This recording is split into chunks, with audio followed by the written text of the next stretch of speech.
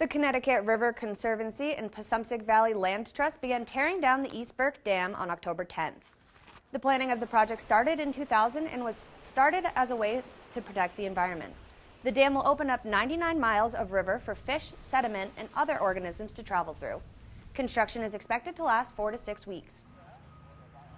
We brought one corner of the dam down to lower the water so that we would expose the sediment that's been trapped upstream, and mostly now we're in sediment removal. Many other dams in Vermont and New Hampshire have been torn down as well to find a better way to protect the environment. St. Johnsbury is proceeding with a plan to replace the bridge on Goss Hollow Road. The current bridge was constructed in the 1920s. Vermont Department of Transportation deemed the bridge deficient, but didn't put a weight limit on the bridge. So they didn't put a weight restriction on it, but they did say it was deficient in many areas. And just looking at it, you can see it's rusted out through the beams. The abutments are really deteriorated. Certainly, there's no question it needs to be replaced. The town hopes to save money by building a new bridge straight across the river to connect to Goss Hollow Road with a T intersection. The holiday shopping rush is here, and many local small businesses are hoping to compete with larger online retailers. At the Sweet Seasons Farm in St. Johnsbury, they are prepping for the upcoming holiday season and are planning an online store to sell their products for Christmas and Hanukkah.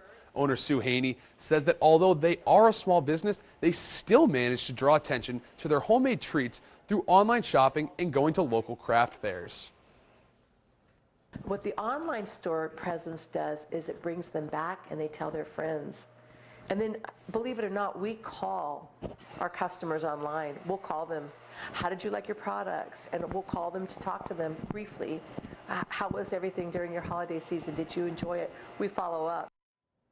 The store has been open for more than 10 years and isn't open during just the holiday season. They offer seasonal items year-round. Without question, fall foliage is one of the most important tourist seasons in the Green Mountain State. Despite this year's soggy start, the rain isn't necessarily a bad thing. The leaves are staying on the trees, they're not being taken off, so we really still hope to not have this have any impact at all, really, and to have a strong tourism season going into the next couple of weeks. If there is a sunnier, say early to mid-September, you'll see more reds in the foliage. If it's cloudier, they'll tend to be more yellows. Mark Breen, a meteorologist at the Fairbanks Museum in St. Johnsbury, still does worry about a shorter season. If we were to get a storm to come up late September, early October with a lot of wind and heavy rain, it would knock down the leaves considerably, so it would shorten the foliage season that way. Owners of the Rabbit Hill Inn, Brian and Leslie Mulcahy, say that fall tourism is one of their busiest seasons and that booking usually happens a year to 2 years in advance. Fall has a life of its own. Fall foliage for us begins right around the 15th of September or thereabouts, or the traffic from fall foliage certainly begins around the 15th of September, and we'll go straight through pretty much to the end of October. Mulcahy and his wife have been running the Rabbit Hill Inn for nearly a quarter century and say that because people tend to book so far out, the weather really isn't an issue for their customers. Andrew Clark, News 7, Lower Waterford.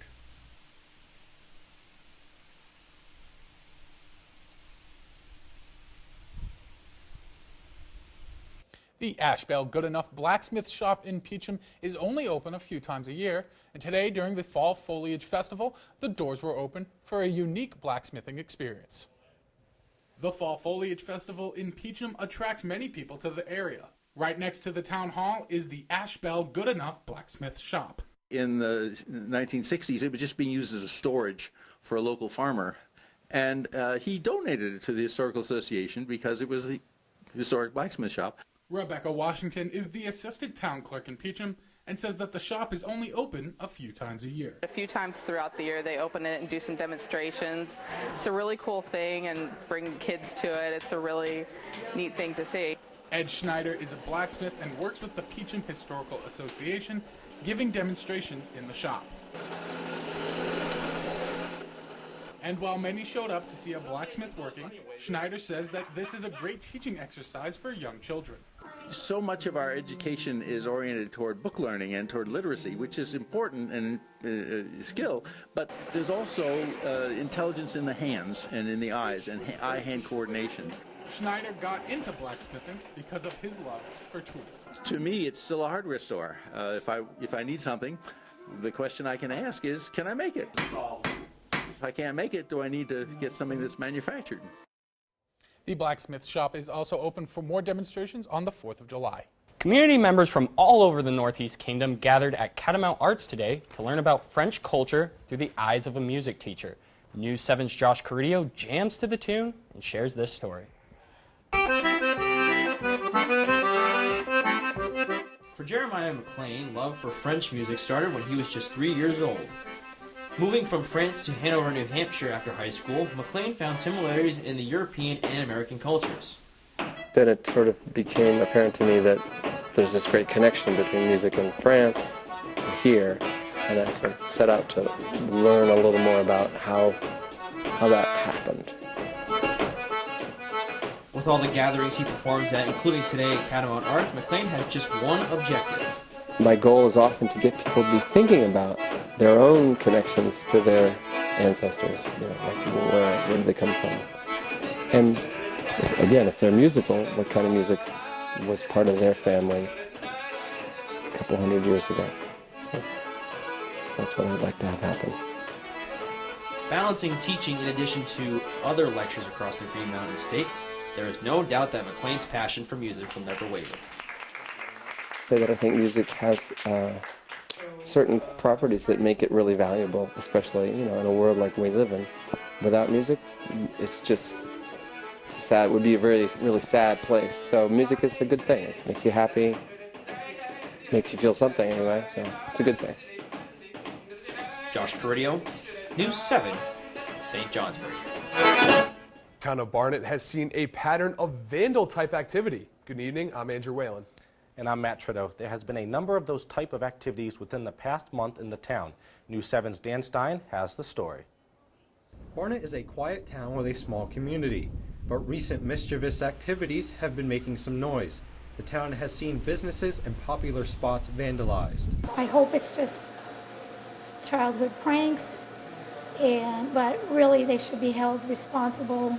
Harvey's Lake Beach and the West Barnet Garage were vandalized, and Darlene Cody of the West Barnet Garage explains what her husband saw on Sunday morning. When he came back out through the office, he looked at the front window and to look outside, and he found all this graffiti, which I still can't get it off of everything.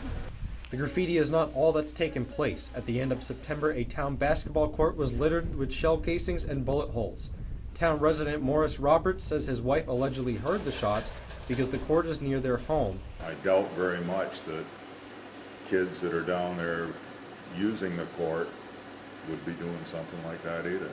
The offender or offenders of this act use words like ghost and faded, according to the residents that have reported the vandalism.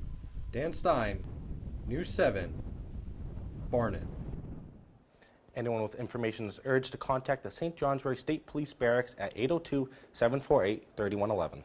One local boy has a unique experience raising his pets. These animals are more than just a companion. They could help him later in life. News 7's Robert Lemna reports. Most kids have your average pets like a dog or a cat, but Pierce Thompson has something a little cooler. We have 25 chickens, and then we have 2 donkeys, 1 llama, 1 alpaca, and 2 goats. With these pets, there's a little bit more work that goes into taking care of them.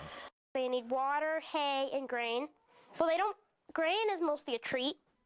And just like any other kid, he has his favorite pet. I like Willie, probably. He was a day old. It was cool to see him, and he seemed to like me. But unlike most animals, some of them don't like to be cuddled. An alpaca that would like to be patted, that would be cool. Because they run away when you try to pet them. When he's asked what it's like to have these pets, he thinks it's pretty cool. I think that it's cool. I definitely think that it's fun. These animals help him learn things that could help him in the future. I want to be a police officer. I've wanted to for a while, or a game warden. That's what I really want to be. But, yeah, or a chicken farmer. I'm Robert Lemna for News 7 in Lyndonville. On Wednesday, police responded to an incident at St. Johnsbury Academy after a student forced themselves to pass out. The student was sent to the hospital with a cut on their chin, as well as some broken teeth. St. Johnsbury Academy headmaster Tom Lovett says that action was taken quickly after the incident occurred in Severance Hall. A young woman was on her way to get a drink of water and was there right after the incident happened, and so immediately got help. There's an office right there, and so adults on the scene right away. According to the website gaspbuddy.com, the choking or blackout game is played when an adolescent cuts off flow to their brain and passes out. Now, there are many different variations to the game. However, in yesterday's incident, it involved the person taking several deep breaths for a minute and then applying pressure to the neck, causing the person to black out. When the person recovers, it gives them a head rush high. Kyla. Ow, okay, I'm so sorry. I'm so sorry. Parents confused by the reason for doing this. So weird. Yeah. It's not even worth it. And some who have taken part in the game offer advice. I got PTSD, I'm bipolar, I got frontal lobar brain damage. Don't do it. St. Johnsbury Police Chief Timothy Page talks about the dangers of doing this act. Anytime you're involving yourself in something where you don't have any control over your bodily functions, it can be a dangerous thing. During their morning chapel time, Headmaster Tom Lovett spoke about what can be done to help educate people.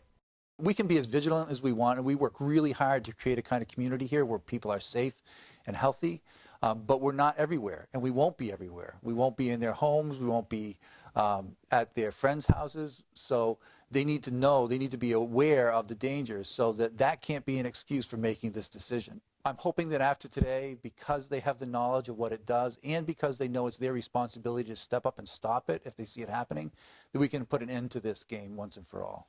Both Chief Page and Headmaster Lovett say that education and then conversation is what is going to work to change this issue.